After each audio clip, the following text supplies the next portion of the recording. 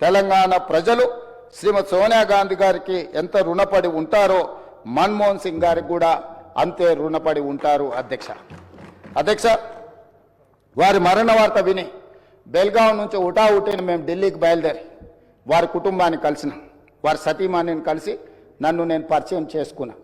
ఎందుకంటే వారికి నివాళులు అర్పించి వారి సతీమణి గారికి ప్రగాఢ సానుభూతి తెలపాలన్న ఆలోచనతో వారి సతీమణిని కలిసి నేను రేవంత్ రెడ్డిని తెలంగాణ రాష్ట్ర ముఖ్యమంత్రిని నమస్కారం పెడితే కూర్చో అని చెప్పి తెలంగాణ రాష్ట్రం వారు చాలా ప్రత్యేకమైన పరిస్థితుల్లో ఆ రాష్ట్రాన్ని మీకు ఇవ్వడం జరిగింది.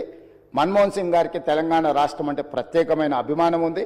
ఆ రాష్ట్రాన్ని మీరు కష్టపడి అభివృద్ధి పదం వైపు నడిపించండి, మన్మోహన్ సింగ్ గారి ఆశీస్సులు మీకు ఉంటాయి అని చెప్పి వారి సతీమణి చెప్పినప్పుడు స్పష్టంగా కుటుంబం మొత్తం తెలంగాణ ప్రజలకు అండగా నిలబడుతుందని నాకు అనిపించింది అధ్యక్ష.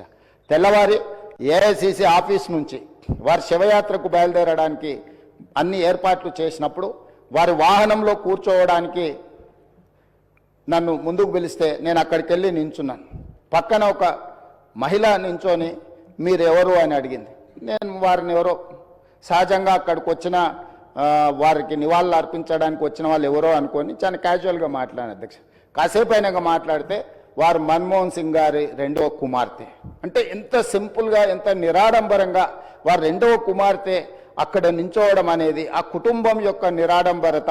అంటే ఒక ప్రధానమంత్రిగా 10 సంవత్సరాలు ఆర్బీఐ గవర్నర్గా ఆర్థిక మంత్రిగా వివిధ హోదాలలో ఈ దేశానికి సేవలు అందించిన మన్మోహన్ సింగ్ గారి కుటుంబము అంత నిరాడంబరత ప్రదర్శించి అంత సామాన్యులు అక్కడికి వచ్చిన వారి అభిమానులు వారి శ్రేయోభిలాషుల మధ్యలో నించొని వారి నివాళులు అర్పించే కార్యక్రమంలో పాల్గొన్నారంటే వారు ఒక గొప్ప విలువలతో వాళ్ళ పిల్లలని వాళ్ళ కుటుంబాన్ని ముందుకు నడిపించిండు.